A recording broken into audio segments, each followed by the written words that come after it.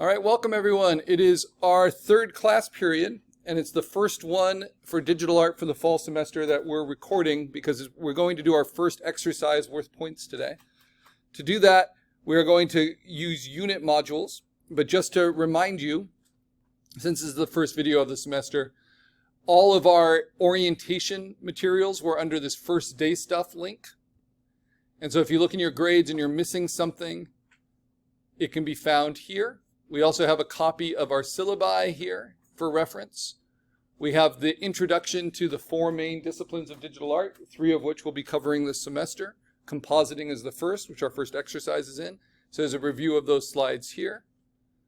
There's our full course outline, which can be downloaded and printed here. I gave you each a printed version of it. And it's also on the homepage. Remember, that's what we do every day, what we're always responsible for. Quick reminder, there are around 30 class periods or 29 class periods for the semester. You get credit for each one that you come to and fully engage with. It's a studio class, so most of our work gets done in the class time. And then work that doesn't get done in the class time, we finish up on our own or in lab hours. You have access to this lab outside of class time as well. So fully attending, it gets you 1% of your overall grade each time you come. If you get 1 point for each day, there's 100 points in the class. That means there's 29 or 30 points, just for showing up and doing your best learning this stuff. If you think of the course as a Super Mario Brothers level with 100 coins, the largest points are the midterm and the final exam, right? And then the projects are all fairly low stakes. 2 points for exercises, 3 points for assignments, but we do a lot of them and we demonstrate our knowledge that way. There's also some journaling projects. And then if you miss class, right, you get 0 points for that day, so you lose 1% of your grade. And if you miss more than 10 minutes of class, that counts as a tardy and you lose half credit for that. So thank you guys for being here. We did the custom raster portrait where we talked about what raster images are, pixel-based images, and how important resolution is. So we created our own. And then we used that portrait and we created ID cards for the semester to form our groups. And so those were the first week projects. If you go to the home page, you will now see that underneath assignments are the groups for this fall. And you'll see your groups. And you'll see the information you gave. And so that is who you'll be working with this semester, right? Okay, now on to this week's work. Unit modules will always be our introductions. It will give you the full unit for each thing. We finished the orientation unit last week. Now we're on to image mining, unit 2. And though we talked about this a little bit last class, here I'm putting it on video. Our first exercise that's worth points, exercise 1, is a line art jumble. It means we're going to use other people's pixels, but only the black line art from a theme that we choose. And the theme I suggested was a cartoon, a children's book, a comic from your childhood that you enjoy, right? But as long as you can pull line art from it, it will work as a theme. And then we're going to jumble them together into an original composition. It means we are not just reposting a gallery of other people's work. We are like cutting out pieces of it, making it into our own. And we're going to get pretty wild with it. But these are pass-fail exercises. So as long as you have 5 sources in black line art put together, you've met the requirements and you'll get 2 points. If you don't meet the requirements but post something by the deadline that shows you're on the way to it, you'll get 1 out of 2 points. And if you don't post anything by the deadline's 11:59 tonight, then you'll get 0 points. What's nice about exercises is there are our soft entry. We only have 2 of them, but if you miss the deadline, you can still get credit for them later on. Assignments, you have to acknowledge the deadline in order to get points later on. So we see a theme here. For instance, that's the Avengers. And so this takes line art from different comics with members of the Marvel Avengers team, Spider-Man, Thor, Captain America, Iron Man, and jumbles them, and the Hulk, and jumbles them all together into an original composition. Now, when we actually get to the assignment, it will give you directions. And the first thing it does is help contextualize it in an art context, right? Traditional art, the equivalent for compositing is collage. Collage is when you take source material from magazines, from wallpaper, from newspapers, even sometimes from fabric or cardboard, and you cut it out and you use those materials to make your own arrangements. Some historical artists that really innovated with this technique are from the early 20th century.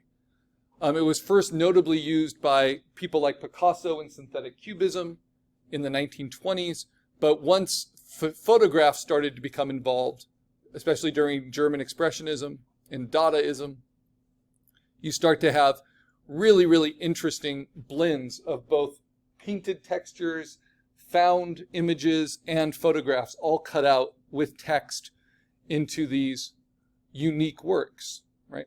And we're trying to make similarly unique works, but we're doing it digitally instead of with glue and scissors. So that's the work of Hannah Hoch. And you might see collage artists today. Oops. Where is it? Here we are. So a contemporary example, this is just Jesse Trince's Instagram page or Treese's Instagram page. And you can see he does digital composite collages in much the same way. But you have to realize, even though each source is taken from somewhere separately, and I see 1, 2, 3, 4, 5 different sources here to make up this image, he is using those sources to fulfill a vision he has for how the things will come together. Right? So we're going to be doing kind of the same thing, but in a more experimental way, because we've never done it before, and so it's hard to envision what it will be. The guideline for this, or kind of the guiding inspiration, is the work of Arturo Herrera, a Colombian artist or Venezuelan artist who's now works internationally. His studio, where I know most of his work from, is in Chicago, but does a lot of collage in his work. And some of his earliest work was using coloring book line art. So like this example. So this piece goes for $30,000 to $40,000. You can buy it now. It's from 2004. It's called On This Side. But what it is a collage from line art taken from different sources. And he usually uses Disney character and coloring books. So an original composition, not so much about it being recognizable. In fact, the ideal product isn't that recognizable. Think of that Avengers one. But the line art is kind of a signature. So you're using it like your own brushstrokes. Okay. These are some past students that have used this technique for their work. And then the demo I give you uses a theme of banned books and then shows you how you can get line art from multiple places, including a Google program called AutoDraw, which gives you kind of clip art. So if I draw a hat really sloppily, it will give me, did you mean this? Did you mean this? Did you mean this? Did you mean this? Right? I can make that into black line art. And what's nice about Google AutoDraw, even though it's an old program, they've kept it active. Come on, change the color for me. Even though it's a little clunky, like I said. But all of that is Creative Commons open. So all those line art examples they give, you are free to use those. So that's one way, but it's all very kind of childish line art. There's also Pixabay, which we'll get into a lot more with our first assignment. This is like a Google image site that has Creative Commons open materials to use.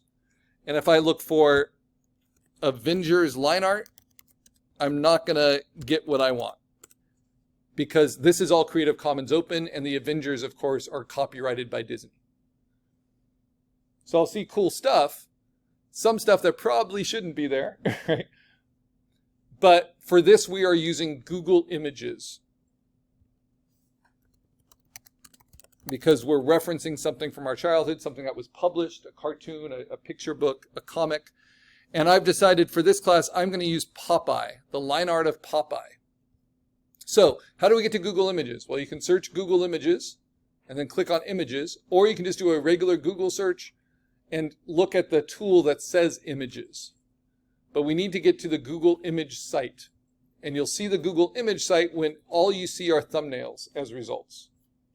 Not a mix of thumbnails and videos and websites, right? And definitely not an AI summary at the top. That's not going to help us at all. Okay, so once we're in Google Images, now I want you to search for your theme. So my theme is Popeye. And it will do an image search, and it will give me millions and millions of results, but most of them are terrible. So this is where image mining comes in. How do we sharpen our tools to get exactly what we're looking at and a good quality of what we're looking at? Because these are things that we're going to make print quality. So if we wanted to print them for our portfolio, we could. At least 8 by 10 inches by at least 300 pixels per inch. So I'm going to sharpen my mining tools here. Instead of just looking at whatever's there, I'm going to go to Tools within Google Images, and I'm first going to limit the size of my results. So I want that size to be large. So in Google's mind, large means that it's over 1,000 pixels in at least one dimension. The best images for us to use are over 1,000 pixels in both dimensions, both height and width. The next thing, because I see a lot of color images here, is I want to limit the color that I'm looking for. And I want it to be black and white for this project. And if you're not seeing enough results, I see plenty, then you might need to widen your terms, right? So if you look for Charlie Brown and you don't see enough results, you might have to widen it to Peanuts, right? Something like that.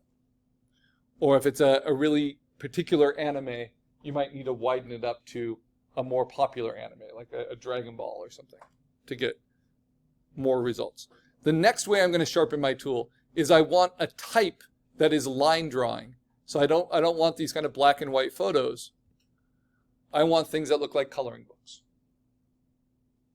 And now this is the best way I can use these functions to give me the best possible results. But it does not mean that these results are the best. So I have already saved several. All of these, right? But I'm going to go ahead and show you how I saved one. So let's see, because you'll find different problems with them. So if I take this one, for instance, I'm going to click on it once to see the preview. And then when I hover over it, it will tell me what it thinks its pixel dimensions are. It's over 1,000 in both dimensions, so it looks like it has good potential. Now I'm going to right click on it and inspect this. Just like if I found gold in a mine, I'm going to look at it more closely to make sure it's real gold.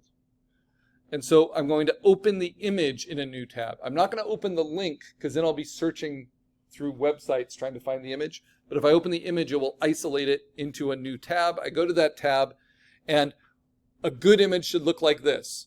It should fill the screen and have a magnifying glass, because at more than 1,000 pixels, it should really fill up my monitor. And then when I'm looking at it, I want to see that the line qualities are nice and clear. Because sometimes they'll say they're 1,000 pixels, but when you actually look at it, they'll be really grainy and bad. If that looks good, then you can right click and say Save Image As. And then I want you to get used to saving to the desktop. So when you get to the save screen, if it's going somewhere else, just hit Command D on your Mac and it will go to the desktop. Now, how do we make sure it's on the desktop? We click the desktop to reveal it, and I can find it right there. I'm just going to put it in the middle. So I know that one's good. I've got my first of a minimum of 5 resources.